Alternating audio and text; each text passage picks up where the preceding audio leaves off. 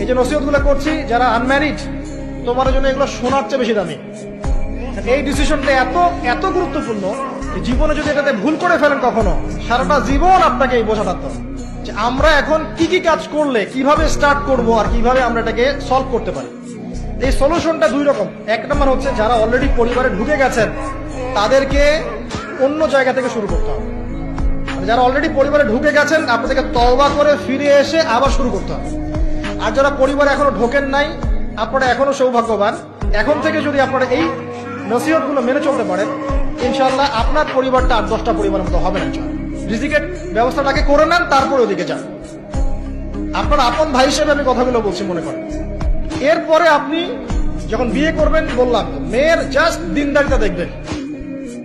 হ্যাঁ, এর উপর যদি সৌন্দর্য থাকে আলহামদুলিল্লাহ, বংশ ভালো হয় আলহামদুলিল্লাহ, মেয়ের অর্থ সম্পদ আছে আলহামদুলিল্লাহ। যদি এগুলোর কোনোটাও না থাকে, দিনদারিতা থাকে, জাস্ট ওটাকে দেখেন, আর কিছু দেখার দরকার নেই, কিছু দেখার দরকার নেই। এরপরে আরেকটা কথা বলতে ভুলে গিয়েছি যে আপনি এই লেভেলে যাওয়ার আগে নিজেও পবিত্র থাকার চেষ্টা করেন। আপনি নিজে জেনায় যায় না, নিজে পর্নে যায় না, নিজে হারাম অ্যাফেয়ার্সে যায় না। যদি আপনি যান তাহলে আল্লাহ পাক কিন্তু আপনাকে পবিত্র স্ত্রী নাও দিতে পারেন। এটাই আল্লাহ পাকের নীতি যে একজন পবিত্র মানুষ পায়। ঠিক আছে, যে যেমন আল্লাহ পাক তাকে তেমন মিলিয়ে দেন, এটা আল্লাহ পাকের একটা সুন্নাহ। এর ব্যতিক্রম হতে পারে, কিন্তু আপনি যদি পবিত্র না থাকেন আপনি পবিত্র স্ত্রী নাও পেতে পারেন। আপনি আগে নিজে পবিত্র থাকেন, তারপরে আপনি এখন মেয়ে দেখেন।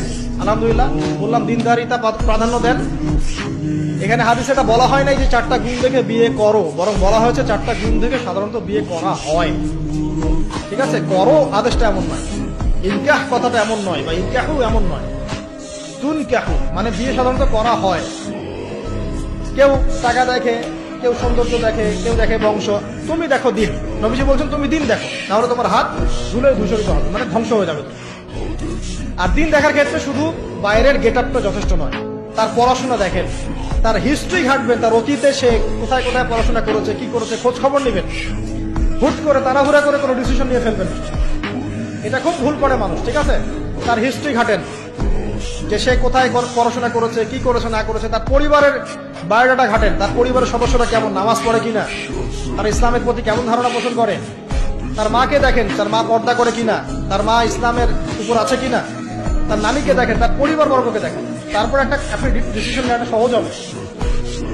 এগুলোর যে ব্যতিক্রম হতে পারে, ওই আজারের পরিবারে ইব্রাহিমের জন্ম হতে পারে, ফেরাউনের আন্ডারে আসিয়ার জন্ম হতে পারে, থাকতে পারে, কিন্তু এটা ব্যতিক্রম। নর্মালি কিন্তু সবসময় এমনটা হয় না।